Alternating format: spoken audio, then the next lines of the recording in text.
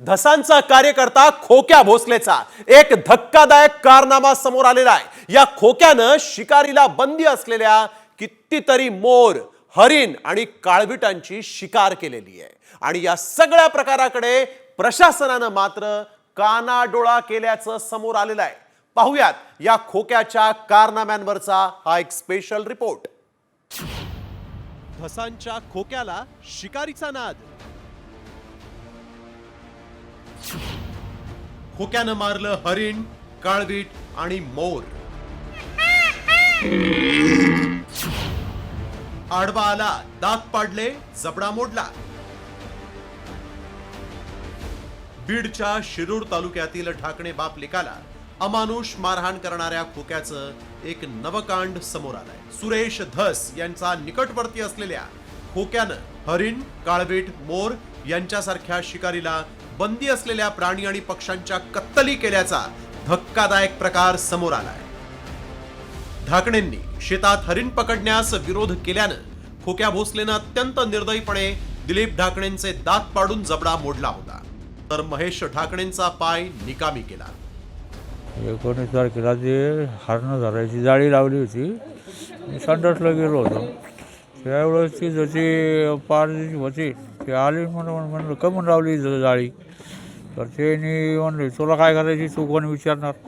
मी म्हणलं मी मोबाईलची शूटिंग करीन, मी वनरक्षक करा, मी कळीन पोलीस लोकायला, पण मारहाण करीनच का, पण परत पुन्हा येईन दुसरे लोक बोलून घेऊन 2 गाड्या घेऊन इतकं मरणाचं मारलं त्याने आम्हाला, इतकं बिनसूत केलं आणि त्याने ते एक हरण धरलेलं होतं ते पण घेऊन गेले। धसांचा कार्यकर्ता असलेल्या या खोक्या भोसलेनं 1-2 नाही तर शिकारीला बंदी असलेल्या हजारो प्राणी आणि पक्ष्यांच्या कत्तली केल्याची माहिती समोर आली आहे। खोक्या भोसलेकडून हजारो प्राण्यांची कत्तल।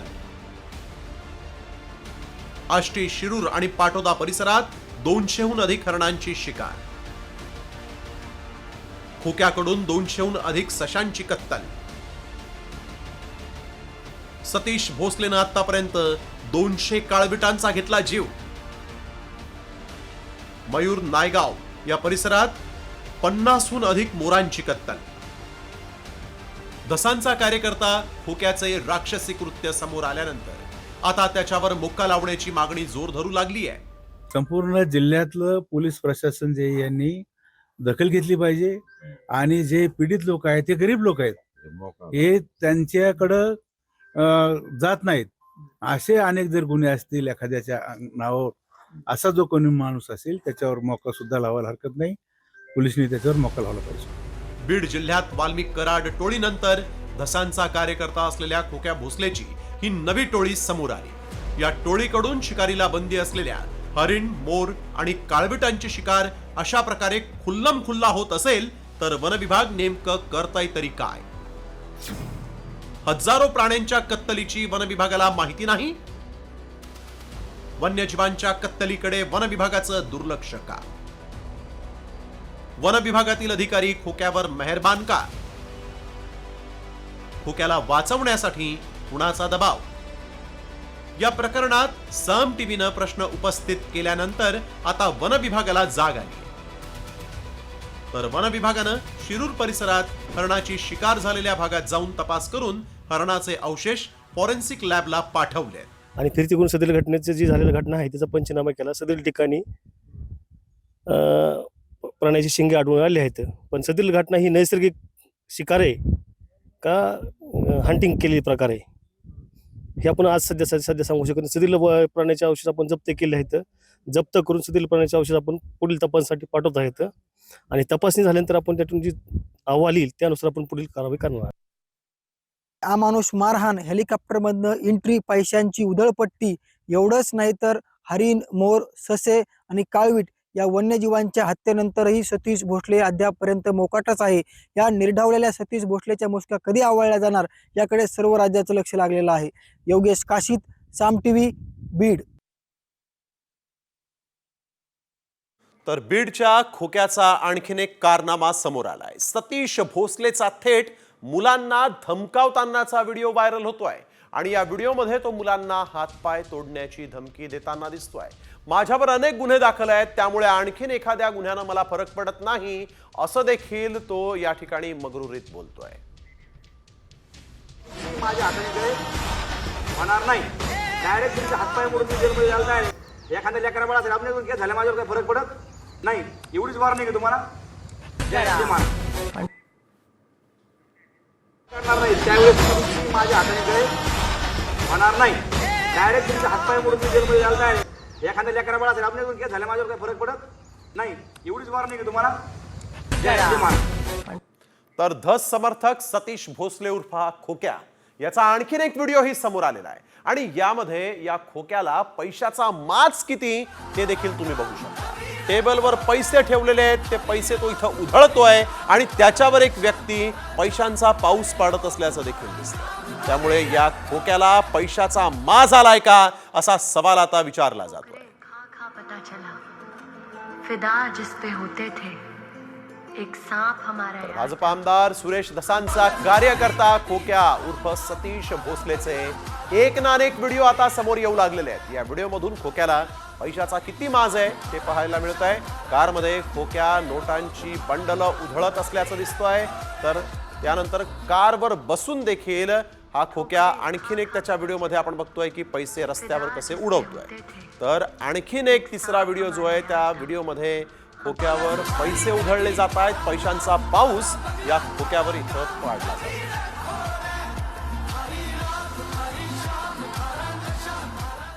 तर भाजपचे आमदार सुरेश धस यांचा कार्यकर्ता असलेल्या या सतीश भोसलेनं 1.5 वर्षांपूर्वी एका व्यक्तीला बॅटनं जबर मारहाण करतानाचा व्हिडिओ व्हायरल झाला आणि त्या घटनेतील मार खात असलेला व्यक्ती पहिल्यांदाच समोर आला. कैलास वाघ असं या व्यक्तीचं नाव असून तो सिंदखेड राजा तालुक्यातल्या माहेरेखेड या गावातला रहिवासी.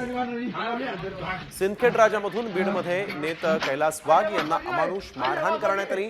बॅटनं मारहाण केल्यानंतर नग्न करत त्याच्या अंगावर पेट्रोल टाकल्याचाही आरोप कैलास वाघ यानं केलेला आहे. या प्रकरणी भाजपचे आमदार सुरेश धस यांना भेटायचं असून आरोपींना कठोर शिक्षेची मागणी कैलास वाघ यांनी केली.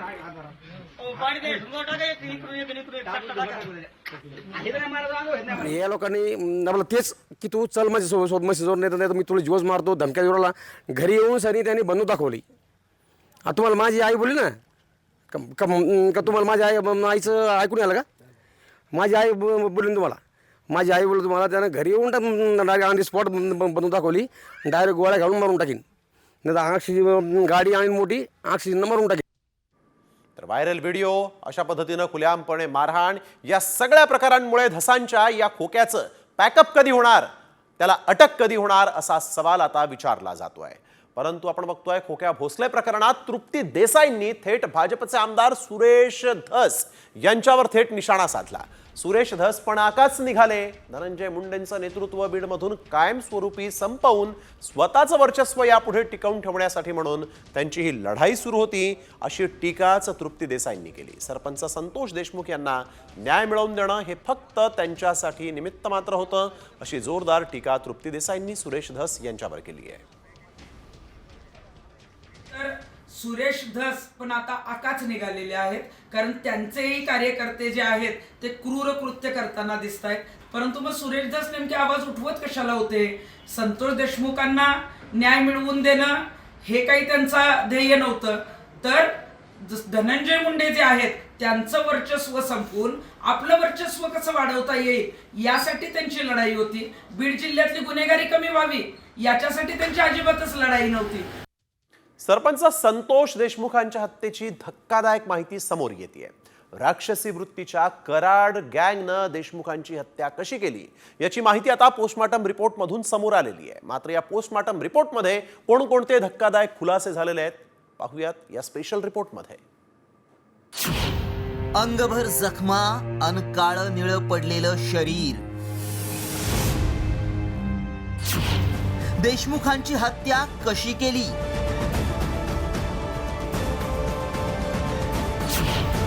मृत्यूचा थरकाप उडवणारा रिपोर्ट. या आरोपीला याची फाशी झाली पाहिजे. फाशीच होणार. सरपंच संतोष देशमुखांची हत्या करताना नराधमांनी फोटो काढत केलेला उन्माद समोर आल्यानंतर महाराष्ट्रात संतापाची लाट उसळली आहे. त्यातच आता संतोष देशमुखांना हाल करून मारताना त्यांचं शरीर काळं निळं पडेस्तोवर मारहाण केल्याची माहिती समोर आली आहे. या रिपोर्टमध्ये नेमकं काय म्हटलंय पाहूयात. देशमुखांना सलग 2.5 ते 3 तास जबर मारहाण करण्यात आली. जबर मारहाणीमुळे शरीरात 2.5 लिटर रक्त साकळलं. पोटावर लाथाबुक्क्यांनी मारहाण झाल्याच्या खुणा स्पष्टपणे होत्या. नाकातून रक्त बाहेर येऊन सुकलं होतं. छातीवर उजव्या आणि डाव्या बाजूला तसंच बरगडीवरही गंभीर जखमा होत्या. मांडी, गुडघा तसंच पाठीवर मारहाणीमुळे जखमांच्या काळ्या निळ्या खुणा होत्या.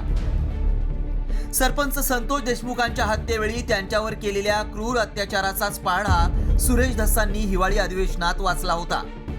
कोणत्याही व्यक्तीच्या अंगावर एक जर टोला बसला आणि धमनी म्हणजे आपली शिर जर तुटली तर 10 ते 15 mm किंवा ml किंवा 20 ml ब्लड त्या डेड बॉडीच्या याच्यामध्ये साठतं. मी म्हणलं याच्या बॉडीत किती साठलं होतं?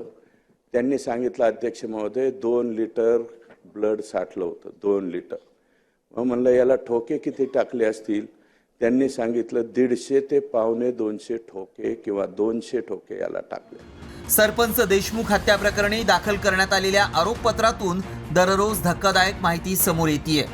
त्यामुळे देशमुखांवर क्रूर अत्याचार करून हत्या करणारा फरार आरोपी कृष्णा आंधळेच्या मुसक्या कधी आवळल्या जाणार आणि कराडसह संपूर्ण टोळीला फासावर कधी लटकवलं जाणार याकडेच राज्याचं लक्ष लागलंय. ब्युरो रिपोर्ट, साम टीव्ही न्यूज. आणि यानंतर एक सगळ्यात मोठी आणि महत्वाची बातमी. ज्या वाल्मिक कराडनं बीडमध्ये दहशत माजवली, सरपंच देशमुख हत्या प्रकरणात ज्याचे अनेक कारनामे समोर आले, त्याच खंडणीखोर वाल्मिक कराडनं आपल्या जीवाला घाबरून खंडणी दिल्याचंही समोर आलं. शिवराज बांगरनं कराडला अंगावर गाडी घालून ठार मारण्याची धमकी दिली होती आणि बांगर विरुद्धची FIR ची एक कॉपी सामाजिक कार्यकर्ते अंजली दमानिया यांनी सोशल मीडियावर पोस्ट केलेली आहे. धनंजय मुंडेंच्या जगमित्र या कार्यालयातील गणेश उगलेनं याबाबतची फिर्याद दिली होती. कराडच्या सांगण्यावरून उगलेनं 15 लाखांची खंडणी दिली होती. जगमित्र कार्यालयाच्या लॉकरमधून 15 लाख देतानाची दृश्य CCTV मध्ये कैद झाली आहेत. 15 लाख दिल्यानंतरही बांगरकडून कराडला धमक्या देण्यात आल्या होत्या.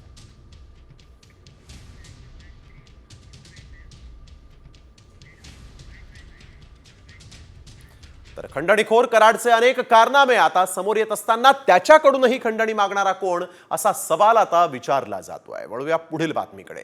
स्वराज्यावर चाल करून आलेल्या औरंगजेबावरून आता वाद पेटलेले आहेत. मात्र आता याच क्रूर कर्मा औरंगजेबावर केंद्र सरकार मेहरबान झालेलं आहे. ते नेमकं कसं पाहूयात या विशेष रिपोर्टमध्ये. औरंगजेबावर केंद्र सरकार मेहरबान.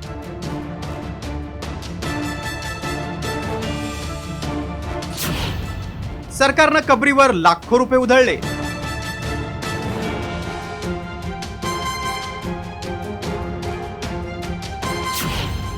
कबर JCBनं उखडण्याची उदयनराजेंची मागणी.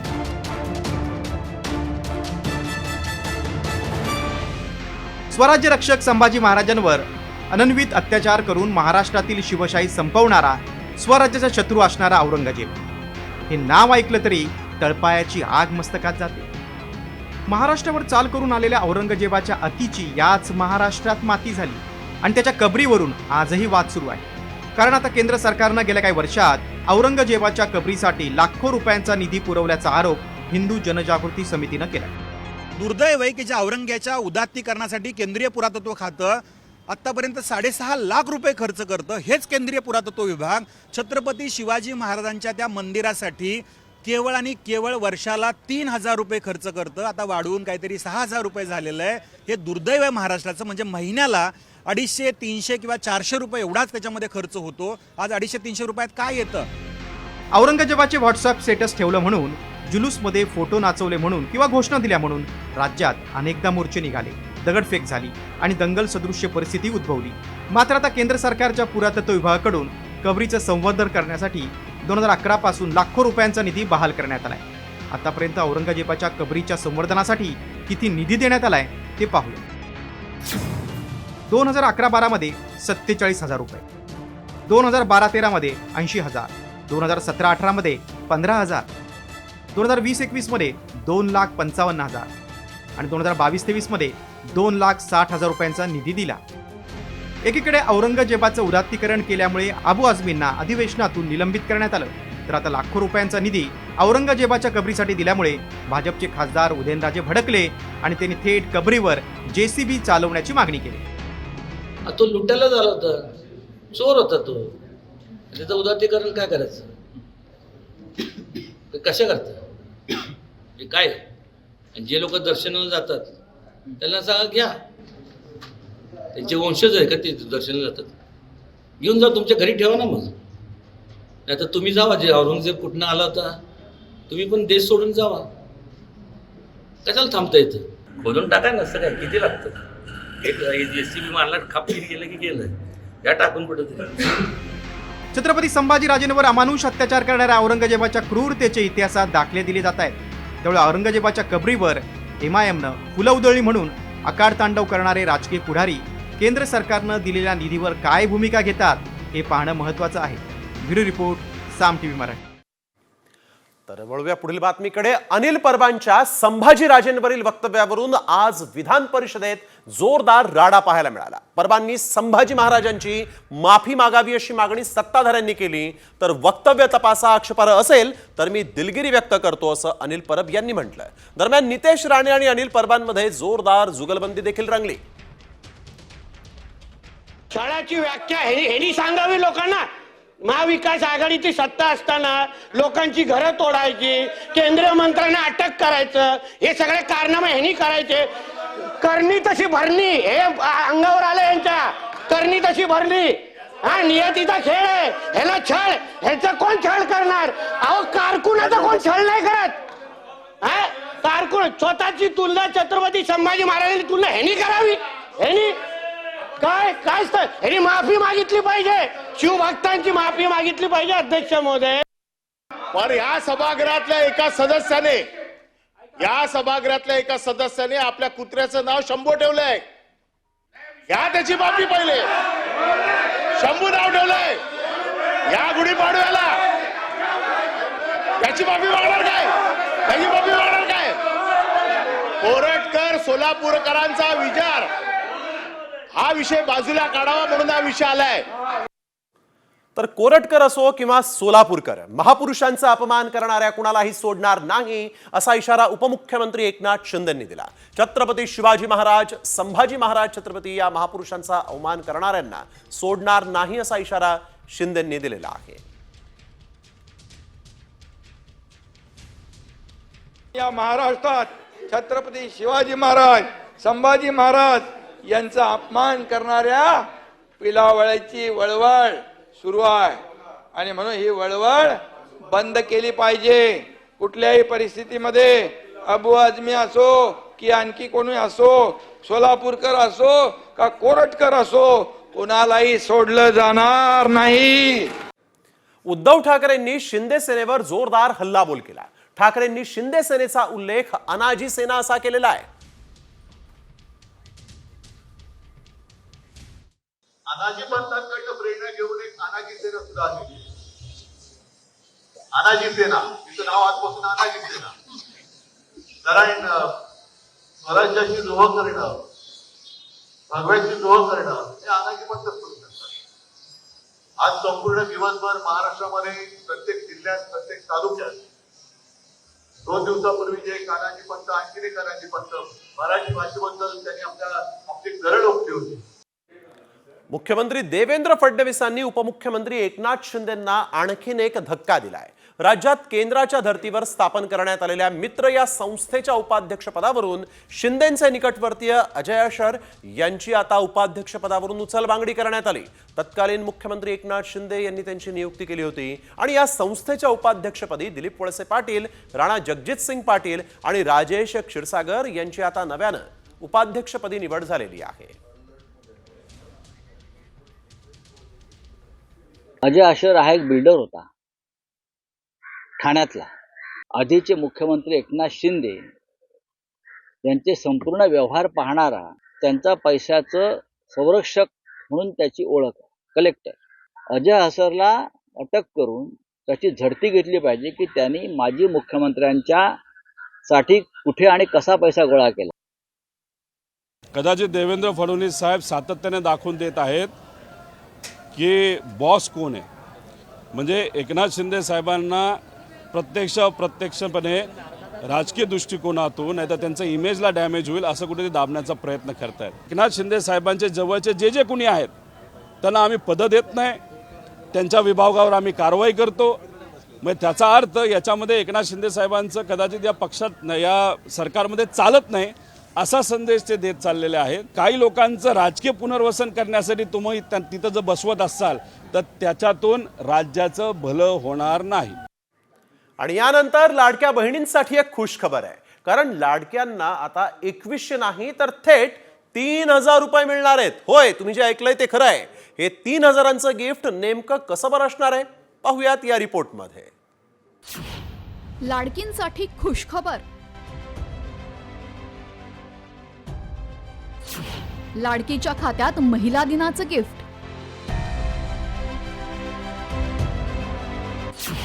लाडकीला 2100 रुपये मिळणार. निकषांची पडताळणी सुरू झाल्यानं लाडक्या बहिणींचा फेब्रुवारीचा हप्ता रखडलेला. मात्र आता महिला दिनाचं स्पेशल गिफ्ट म्हणून महिला दिनाच्या पूर्वसंध्येलाच फेब्रुवारी आणि मार्च अशा 2 महिन्यांचा हप्ता एकत्र यायला सुरुवात झाली आहे. महिला दिनाचं औचित्य साधून फेब्रुवारी आणि मार्च महिन्याचा जो एकत्रित हप्ता आहे 3000 इतक्या सन्मान निधीचा, हा आज आपण महिलांच्या थेट खात्यामध्ये वितरित करत आहोत. आम्ही ह्या दोन्ही महिन्याचा लाभ आज महायुतीच्या सरकारच्या माध्यमातून राज्याचे मुख्यमंत्री आणि दोन्ही उपमुख्यमंत्री यांच्या सूचनेनुसार आज सुरुवात केलेली आहे. जानेवारी आणि फेब्रुवारी महिन्यात निकषांची कडक तपासणी करण्यात आली आणि त्यामुळे किती महिला आतापर्यंत अपात्र ठरल्या आणि अजून किती अपात्र ठरू शकतात पाहूयात. 2 महिन्यांमध्ये 9 लाख लाभार्थ्यांची संख्या कमी. जानेवारीत 5 लाख महिला अपात्र, फेब्रुवारीत 4 लाख महिला अपात्र. भविष्यात 50 लाख महिला अपात्र ठरण्याची शक्यता. त्यामुळे दरमहा 135 कोटी रुपये वाचणार. वर्षाला 1620 कोटी रुपये वाचणार. काही महिलांच्या नावामध्ये त्रुटी असल्याने अंगणवाडी सेविका त्या नावांची पडताळणी आता घरोघरी जाऊन करणार आहे. त्यामुळे आता आणखी काही लाडक्या अपात्र ठरण्याची शक्यता आहे. 2 महिन्यांचा एकत्रित 3000चा हप्ता तर लाडक्यांना मिळायला सुरुवात झाली. मात्र 1500चे 2100 कधी होणार याची उत्सुकता सुद्धा लाडकींना आहे. ब्युरो रिपोर्ट, साम टीव्ही. आणि आता बातमी तळीरामांचं टेन्शन वाढवणारी आहे. होय, यापुढे सार्वजनिक ठिकाणी दारूच्या नशेत आढळल्यास कारवाई होणार आहे. दारूच्या नशेत असलेल्या व्यक्तींकडून अश्लील चाळे तसंच महिलांच्या सुरक्षेचा प्रश्न निर्माण होत असल्यामुळेच हे कडक पाऊल उचललं जाणार आहे. थेट सक्त मजुरी आणि आर्थिक दंडाची कारवाई देखील केली जाणार आहे. राज्यात लवकरच या संदर्भात एक विधेयक आणलं जाईल.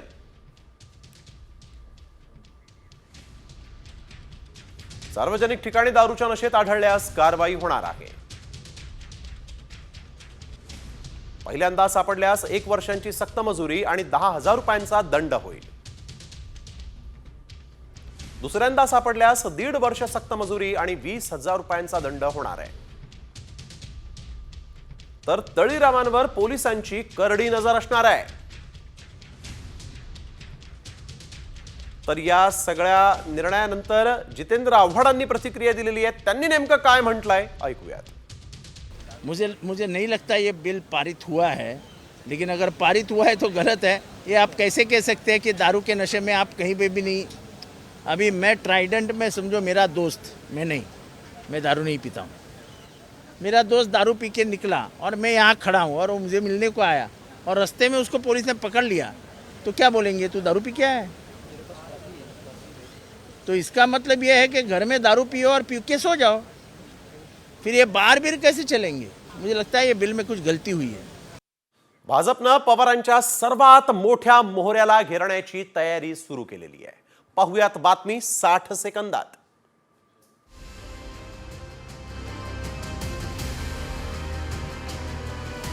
शरद पवारांच्या सर्वात मोठ्या मोहऱ्याला घेरण्याची तयारी आता महायुती सरकारनं सुरू केल्याची माहिती सूत्रांनी दिली.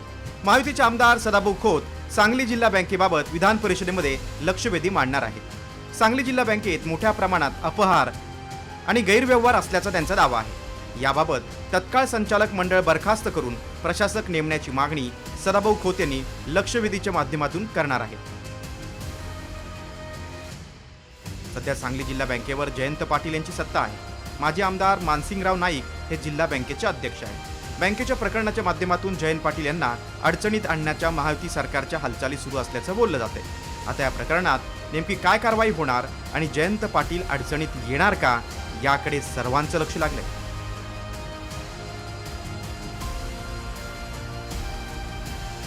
गेल्या काही दिवसांपासून जयंत पाटील राष्ट्रवादीमध्ये नाराज असून भाजपच्या वाटेवर असल्याची चर्चा आहे. आणि याच पार्श्वभूमीवर मुख्यमंत्री देवेंद्र फडणवीसांनी जयंत पाटलांना पुन्हा एकदा सत्ताधाऱ्यांच्या बाजूने येण्याबाबत सूचक वक्तव्य करत आमंत्रणच दिलेलं आहे. भाषणावेळेस जयंत पाटील बोलल्यामुळे फडणवीसांनी त्यांना टोला हाणलाय. देखील आता जयंतराव यस प्रॉब्लेमच तो आहे की तुम्ही जयंतराव तुमचा प्रॉब्लेम तुम्ही चुकीच्या वेळी चुकीच्या ठिकाणी राहता आणि चुकीच्या गोष्टी सांगता. योग्य गोष्टी योग्य लोकांसोबत योग्य वेळी सांगितल्या तर त्या कार्यान्वित होतात.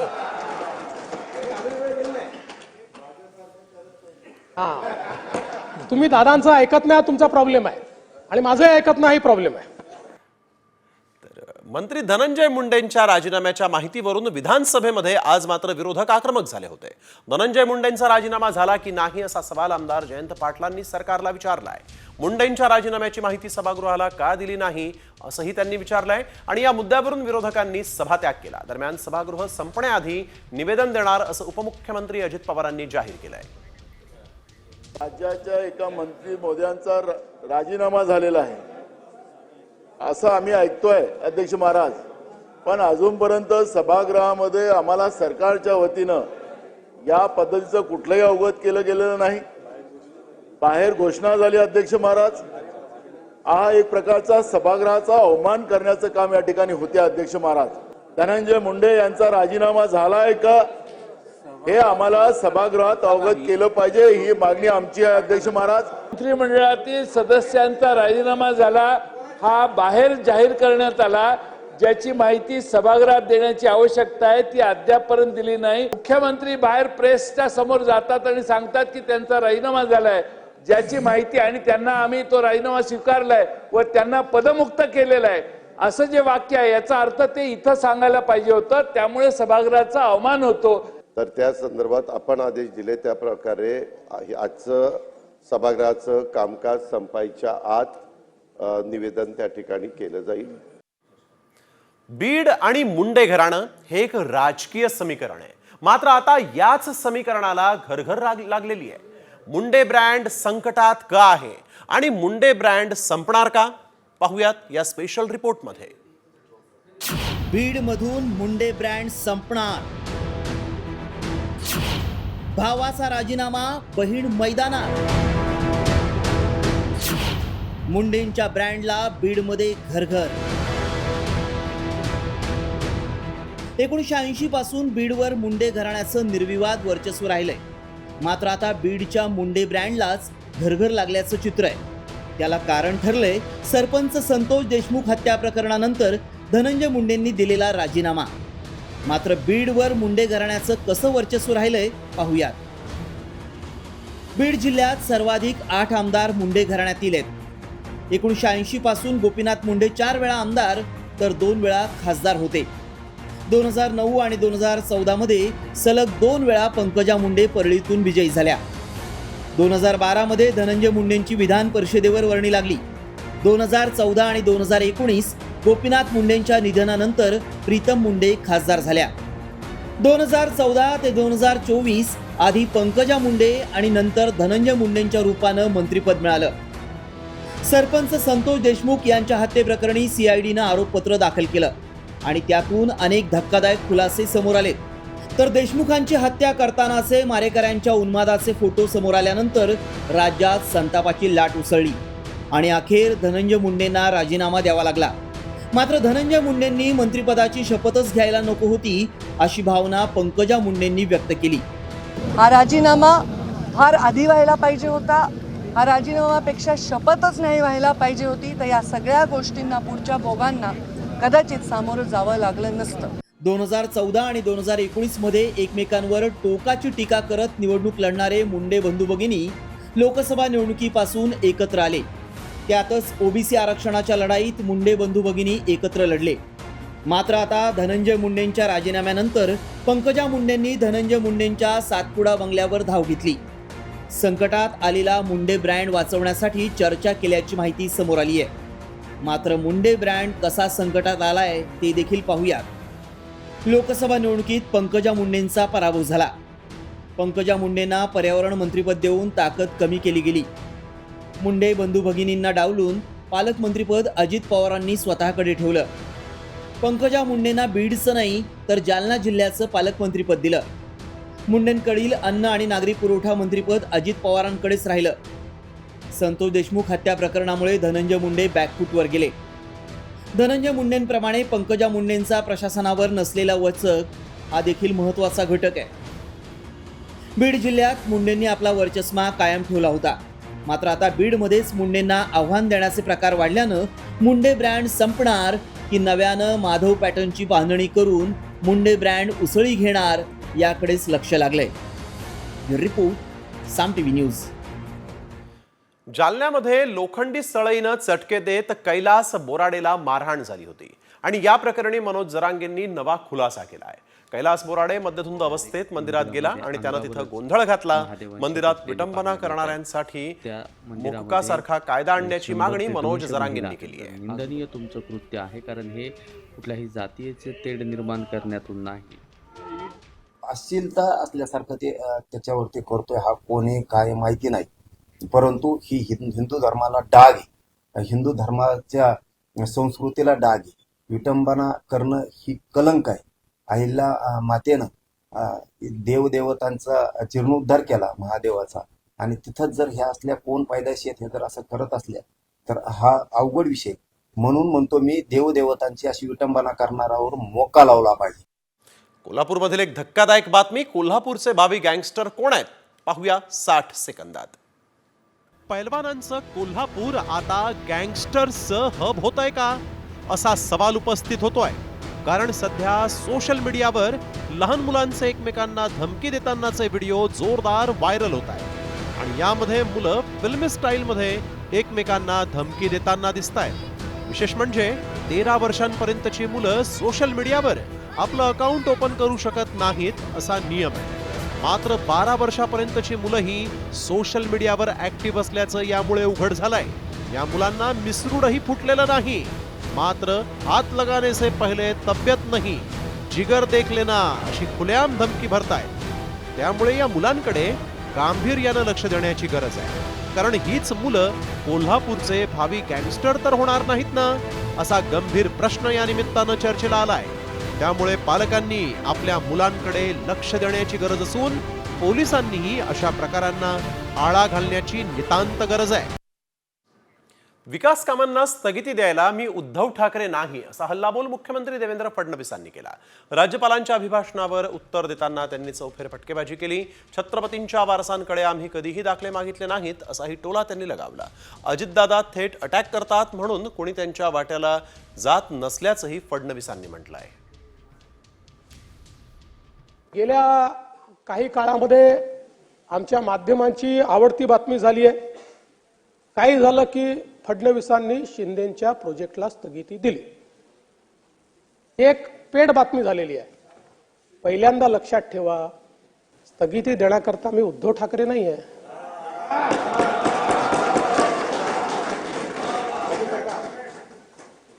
खात्याच्या मंत्र्याने स्वतःच्या खात्यामध्ये त्या ठिकाणी केंद्र सरकारच्या निर्देशानुसार त्या ठिकाणी स्थगिती दिली.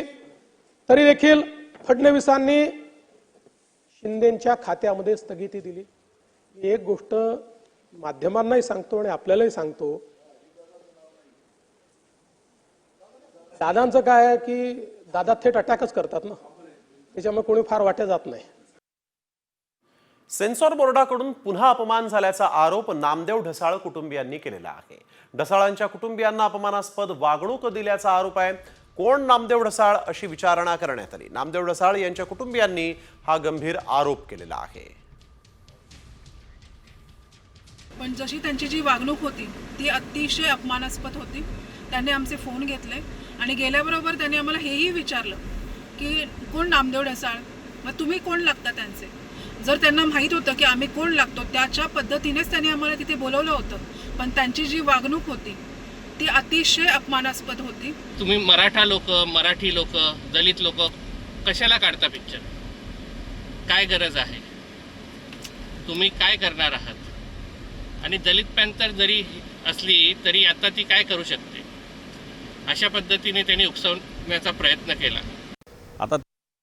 आता त्या दिवशी तर म्हटलेच होते की ढसाळ कोण, आणि आज ढसाळांच्या मुलालाच त्यांनी मराठी लोक, तुम्ही दलित लोक सिनेमे कशासाठी काढता, कसं काय काढता, तुम्ही काय करता? मला वाटतं या चौकशा करण्याची सेन्सॉर बोर्डाचा कोणताही अधिकार नाही. हा महाराष्ट्राचा अपमान आहे. ढसाळांचा तर आहेच, पण हा मराठीचा अपमान आहे आणि हा महाराष्ट्राचा अपमान आहे. महाराष्ट्र सरकार अशा सेन्सॉर बोर्डावर काय कारवाई करतं याची आम्ही वाट बघतोय. महात्मा ज्योतिबा फुले आणि सावित्रीबाई फुले यांना भारतरत्न द्या अशी मागणी भाजपचे आमदार सुधीर मुनगंटीवार यांनी केली. मुनगंटीवार यांच्या मागणीला सर्वपक्षीय 100 आमदारांचा पाठिंबा आहे. राज्य शासनानं केंद्राकडे आग्रह धरत शिफारस करण्याची विनंती देखील केलेली आहे. तसंच या संदर्भात पंतप्रधान मोदींनी देखील पत्र पाठवलेलं आहे. अध्यक्ष महाराज, महाराष्ट्राचा आवाज दिल्लीने तर ऐकलाच पाहिजे, कारण ज्या राज्यगीताची मी निवड केली त्या राज्यगीताचे शेवटचे शब्द आहे, दिल्लीचे ही तख्त राखतो महाराष्ट्र माझा. ज्या दिल्लीचं तख्त महाराष्ट्र राखतो त्या महाराष्ट्राचे थोर समाज सुधारक, क्रांती सूर्य महात्मा ज्योतिराव फुले व क्रांती ज्योती सावित्रीबाई फुले यांना भारतरत्न देण्याचा आग्रह नव्हे, हट्ट आम्ही केला पाहिजे. बातमी आहे पिंपरीतून. साम टीव्हीच्या दणक्याची. भर रस्त्यात धिंगाणा घालत बर्थडे सेलिब्रेशन करणं पोलिसांना चांगलंच भोवलंय. कायदा सुव्यवस्था पायदळीत उडवणाऱ्या 4 पोलिसांचं निलंबन करण्यात आलं. पोलीस शिपाई प्रवीण पाटीलचा बर्थडे होता. रस्त्याच्या मधोमध टेबल टाकून बर्थडे सेलिब्रेशन केलं होतं आणि हा व्हिडिओ आता सामनं दाखवताच त्याची पोलीस आयुक्तांनी दखल घेतली आणि या 4 पोलिसांना निलंबित केलेलं आहे. सांगवी येथील घटनेच्या अनुषंगाने जो पोलीस कर्मचारी ज्याचा वाढदिवस होता व सदर वाढदिवसाच्या वेळी त्या ठिकाणी उपस्थित असणारे इतर 3 पोलीस कर्मचारी असं 4ही पोलीस कर्मचारी यांना आज रोजी निलंबित करण्यात आलेले असून सांगवी पोलीस स्टेशनचे प्रभारी अधिकारी यांची नियंत्रण कक्ष येथे बदली करण्यात आलेली आहे. पुणे पोलीस आयुक्तांनी रस्त्यावर धिंगाणा घालणाऱ्यांना सज्जड दम दिलाय. रस्त्यावर वाढदिवस साजरा करताना धांगडधिंगा केला तर अजिबात चालणार नाही असा इशारा अमितेश कुमारांनी दिला. सध्या पुण्यात रात्री 12 वाजता वाढदिवस साजरा केला जातोय आणि यावेळेस तरुण फटाके फोडत साऊंड लावत धिंगाणा घालत असतात. काही समजला की पारगे नगरवर कोणी रस्त्यावर बर्थडे केक कापत आहे. पडून गेला ते, लेकिन सापडतील तर त्यांचे जन्मदिन प्रत्येक वर्ष तर मनू पोलीस स्टेशनला, प्रत्येक दिवशी पण केक कापू पोलीस स्टेशनला. हे रस्त्यावरचे धिंगड मस्ती चालणार नहीं. और इस प्रकार के जिस दिन छुप छुप के कोई करते रहे, बचते रहे तो ठीक है. जिस दिन पकड़ा गया उस दिन उसको और उसके कुटुंब वालों को भी जवाबदारी देखना पड़ेगा, क्योंकि कुटुंब वाले लोग जो फॅमिली मेंबर है, आई वडीलचे पण काही जबाबदारी मुलांवरचे आहे. लाडक्या बहिणींनंतर आता पंतप्रधान किसान योजनेचे बांगलादेशी लाभार्थी असल्याचाही दावा एका भाजपच्या नेत्यानं केलेला आहे. नाशिकच्या कळवण तालुक्यातील भादवण गावामध्ये किसान योजनेचे 181 बांगलादेशी लाभार्थी असल्याचं त्यांनी म्हटलेलं आहे. साम टीव्हीनं सगळ्यात आधी पंतप्रधान किसान योजनेतील बांगलादेशी लाभार्थी असल्याची बातमी दाखवली होती आणि या बातमीवर आता शिक्कामोर्तब झालेलं आहे. 181 बोगस लाभार्थ्यांची यादीच साम टीव्हीकडे आहे. 181 नावं एका विशिष्ट धर्माची, अनेक नावं अपूर्ण आणि एकेरी आहेत. लाभार्थी भादवण गावचे रहिवासी नाहीत. गावात जमीनही त्यांची नाहीये. परराज्यातून ऑनलाईन नोंदणी करून त्यांनी या योजनेचे पैसे लाटलेले आहेत. बँक खात्यावरून लाभार्थी पश्चिम बंगालमधील असल्याचं उघड झालंय. छत्रपती संभाजीनगरच्या गंगापूरमध्ये भर दिवसा टवाळखोरांनी मुलीची छेड काढणाऱ्या आणि तिच्या पालकांना मारहाण करणाऱ्या 4 आरोपींना आता अटक केली आहे. साम टीव्हीने ही बातमी दाखवल्यानंतर संभाजीनगरचे डीसीपी नितीन बगाटे यांनी पीआयना फोन करून सगळ्या आरोपींवर तातडीनं कारवाईच्या सूचना केल्या होत्या. धक्कादायक बाब म्हणजे साम टीव्हीनं बातमी दाखवेपर्यंत हे आरोपी मोकाट होते.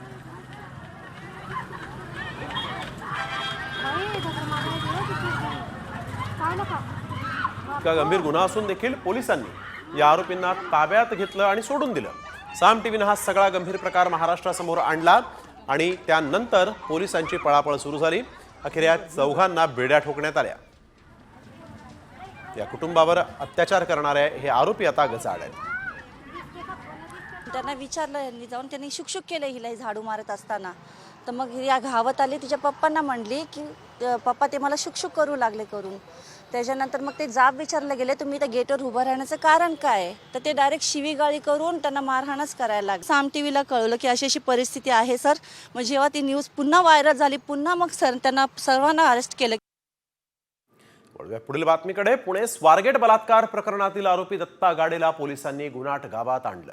दत्ता गाडेचा मोबाईल शोधण्यासाठी पुणे पोलिसांचं पथक आरोपीसह उसाच्या शेतात दाखल झालंय. पुणे पोलिसांच्या गुन्हे शाखेकडून गुन्हाट गावामध्ये आता गाडीच्या मोबाईलचा शोध घेतला जातोय. दत्ता गाडीच्या मोबाईलमधून अनेक महत्त्वाचे पुरावे हाती लागण्याची शक्यता आहे आणि त्यामुळे पोलिसांकडून मोबाईलचा शोध सुरू आहे.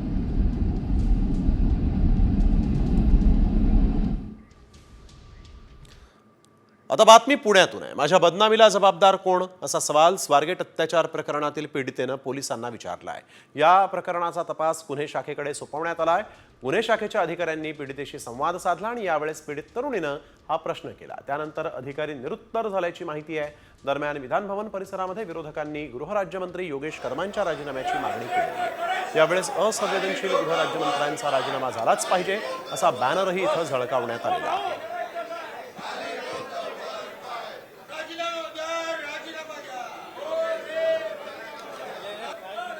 मुख्यमंत्री देवेंद्र फडणवीस यांनी विधानसभेमध्ये मोठी घोषणा केली. महाराष्ट्रातील वीज ग्राहकांसाठी ही योजना जाहीर करण्यात आली असून यातून 70% महाराष्ट्र वीज बिल मुक्त होणार अशी घोषणा फडणवीसांनी केली. तसंच शेतकऱ्यांना 365 दिवस वीज उपलब्ध होणार असल्याचं देखील मुख्यमंत्र्यांनी म्हटलंय. आपले एकूण जे घरगुती ग्राहक आहेत, या घरगुती ग्राहकांच्या 70% ग्राहक हे 0 ते 100 युनिट इतकी वीज वापरतात. या 70% ग्राहकांकरता पंतप्रधान सूर्यघर मुफ्त वीज योजनेच्या धर्तीवर राज्याची योजना आम्ही तयार करतो आहोत की ज्या योजनेमुळे हे 70% ग्राहक त्या योजनेचा लाभ घेऊन आपल्या घरावर सोलर लावू शकतील आणि हे 70% ग्राहक म्हणजे जवळपास 1.5 कोटी ग्राहक हे विजेच्या बिलापासून पूर्णपणे मुक्त होऊ शकतील. सगळ्यात महत्त्वाचं, शेतकऱ्याला 365 दिवस दिवसा वीज मिळणार आहे. कोणालाही रात्रीच्या विजेची आवश्यकता पडणार नाही आणि जवळपास याच्यामध्ये शासनाच्या सबसिडीची 5,500 कोटी रुपयाची बचत होणार आहे आणि एकूण वीज खरेदी खर्चामध्ये 10,000 कोटी रुपयाची बचत या माध्यमातून होणार आहे. आर्थिक पाहणी सर्वेक्षण अहवालातून राज्याची बिकट परिस्थिती समोर आली आहे. महाराष्ट्र आर्थिक संकटात आहे. पाहूयात हा एक रिपोर्ट. महाराष्ट्र आर्थिक संकटात.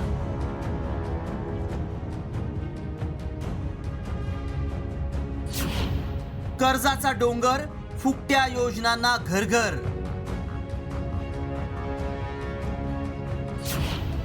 आर्थिक पाहणी सर्वेक्षणात राज्याची बिकट स्थिती.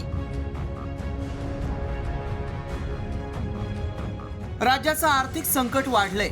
महसुली उत्पन्नापेक्षा खर्च जास्त होतोय. कर्जाचा डोंगर वाढत चाललाय. त्यामुळे मोफत योजनांना घरघर लागली आहे. कर्ज आणि व्याजापोटी मोठी रक्कम खर्च होतीये. आमदनी अठ्ठ्यांनी खर्चा रुपया या म्हणीप्रमाणे राज्य सरकारचं कामकाज सुरू आहे. यामुळे भांडवली खर्चासाठी दुसरं कर्ज काढण्याशिवाय पर्याय नाही अशी परिस्थिती आहे. आर्थिक पाहणी सर्वेक्षण अहवालातून राज्याची बिकट परिस्थिती समोर आली आहे. उपमुख्यमंत्री तथा वित्त आणि नियोजन मंत्री अजित पवार यांच्याकडून विधिमंडळात हा अहवाल मांडण्यात आला. आर्थिक सर्वेक्षण अहवालातील महत्त्वाचे मुद्दे पाहूयात.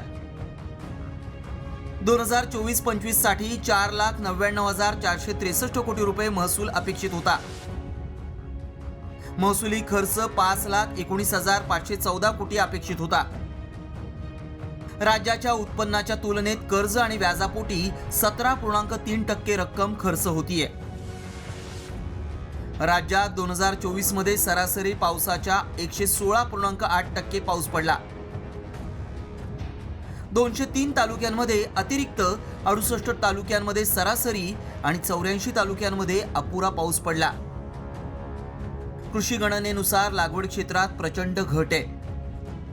लाडकी बहीण योजनेसारख्या मोफत योजनांमुळे राज्याच्या तिजोरीवर भार वाढलाय. मध्यंतरी स्टेट बँक ऑफ इंडियानं अशा योजनांमुळे राज्य आर्थिक संकटात येऊ शकतं असा इशारा दिला होता. आर्थिक पाहणी सर्वेक्षण अहवालातूनही हीच बाब अधोरेखित झाली आहे. आता मुख्यमंत्री देवेंद्र फडणवीस राज्याला आर्थिक संकटातून कसं बाहेर काढतात हे पाहणं महत्त्वाचं ठरणार आहे. ब्युरो रिपोर्ट, साम टीव्ही न्यूज. नोकरदारांसाठी एक मोठी बातमी, कारण आता EPFO प्रोफाईल अपडेट करण्याचे नियम बदलण्यात आले आहेत. प्रोफाईल अपडेट करण्यासाठी कोणतंही कागदपत्र लागणार नाहीत, मात्र त्यासाठी तुमचा UNA आधारशी जोडणं आवश्यक आहे. त्यानंतर तुम्ही प्रोव्हिडंट फंड प्रोफाईलमध्ये नाव, जन्मतारीख, राष्ट्रीयत्व, लिंग, वडिलांचं किंवा आईचं नाव तसंच वैवाहिक माहिती अपडेट करू शकता. अधिकृत वेबसाईट आहे www.epfindia.gov.in. UN नंबर, पासवर्ड आणि कॅप्चर टाकून पोर्टलमध्ये लॉग इन करा. कागदपत्रांशिवाय वैयक्तिक माहिती अपडेट करणं शक्य आहे.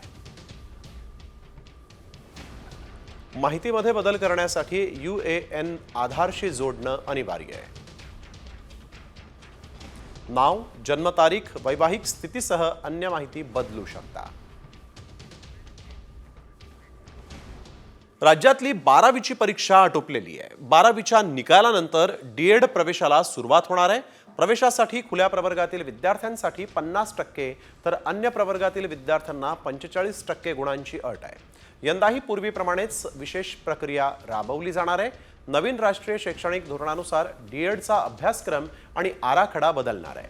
पण सध्या त्या संदर्भातील अभ्यासक्रम कसा असावा या संदर्भात जे मत आहे ते केंद्र सरकारनं मागवलेलं आहे. दुकानांच्या मराठी पाट्यांनंतर आता मुंबईतील हॉटेल्स, उपहारगृह, दुकान मालकांनी मेन्यू कार्ड मराठीत करावं अशी मागणी शिवसेना ठाकरे गटानं केली आणि यासाठी ठाकरे गटाकडून जिल्हाधिकाऱ्यांना पत्र लिहिण्यात आलेलं आहे. इतर राज्यात स्थानिक भाषेला प्राधान्य दिलं जातं आणि त्याप्रमाणे महाराष्ट्रात देखील मेन्यू कार्ड आणि हॉटेल बिलवर मराठी भाषेला प्राधान्य द्यावं अशी मागणी ठाकरे गटानं या पत्रातून केलेली आहे. आपण सध्या आता बातमी आहे ST बसच्या अपघाताची. सोलापूर हैदराबाद महामार्गावर उमरगा तालुक्यातील येळी या गावाजवळ ST आणि दुचाकीचा भीषण अपघात झाला. ST चालकाच्या प्रसंगावधानानं मोटारसायकलवरील दोघांचा जीव वाचलेला आहे. ST बस अपघात जो आहे तो CCTV मध्ये मात्र कैद झाला आहे.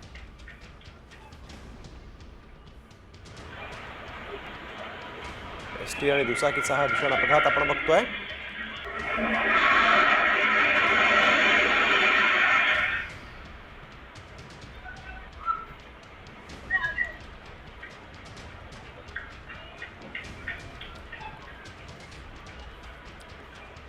देशात होणाऱ्या रस्ते अपघातात सिव्हिल इंजिनियर सर्वात मोठा दोषी आहे.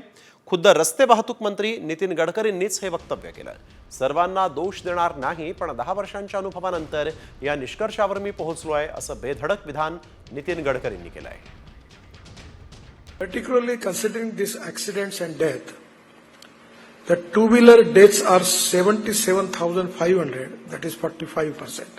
It will not be appropriate for me to criticize the people, but it's my responsibility to tell you the truth about it. The most important culprit in all these events are civil engineers. I don't blame everybody. But today I am directly taking the name because after 10 years of my experience, I am coming to this conclusion. मुंबईकरांनो, सावधान व्हा, तब्येतीची काळजी घ्या, कारण मुंबईमध्ये उन्हाचा चटका वाढू लागलेला आहे. हवामान विभागाकडून रविवारी आणि सोमवारी मुंबईसह ठाणे, पालघर, रायगड आणि रत्नागिरी जिल्ह्यात उष्णतेच्या लाटेचा इशारा देण्यात आला आहे. दरम्यान या दिवसात आवश्यकता असेल तरच घराबाहेर पडा असा सल्ला हवामान विभागाकडून देण्यात आलेला आहे. मुंबई, ठाणे, पालघर या जिल्ह्यात उष्णतेची लाट आहे. रायगड, रत्नागिरीमध्ये देखील उष्णतेची लाट आहे. सातपुड्यामध्ये पुन्हा आपण बघतोय शेकोट्या पेटल्या आहेत. रात्री तापमान 9 अंश सेल्सिअसनं खाली आलेलं आहे. दिवसभर उन्हाचे चटके तर रात्री मात्र कडाक्याची थंडी आहे. दिवसा तापमानात वाढ झालेली आहे. तापमान 37 अंशावर पोहोचलेलं आहे. दिवसा उन्हानं आणि रात्री थंडीनं नागरिक मात्र बेजार झाले आहेत. नंदुरबार जिल्ह्यातील नागरिकांवर वातावरण बदलाचा आता परिणाम देखील होऊ लागला आहे. आता बातमी आहे साम टीव्हीच्या दणक्याची. टीम इंडियाचा कर्णधार रोहित शर्माच्या शाळेतल्या टफवर म्हाडानं कारवाई करत हा टफ तोडला होता. साम टीव्हीनं ही बातमी दाखवल्यानंतर म्हाडाच्या वरिष्ठांकडून तातडीनं दखल घेत प्रशिक्षक दिनेश लाड यांच्या टफला परवानगी देण्यात आली. म्हाडाकडून त्यांना परवानगीचं पत्रही देण्यात आलं. स्वामी विवेकानंद शाळेतल्या याच टफवर रोहित शर्मानं क्रिकेटचे धडे गिरवले आहेत. गेल्या 29 वर्षांपासून रोहित शर्माचे प्रशिक्षक दिनेश लाड या टफवर मुलांना क्रिकेटचं प्रशिक्षण देत आहेत आणि त्याच टफवर कारवाई करण्यात आली होती. त्यानंतर ही बातमी साम टीव्हीनं दाखवली आणि मग मात्र म्हाडाला जाग आली.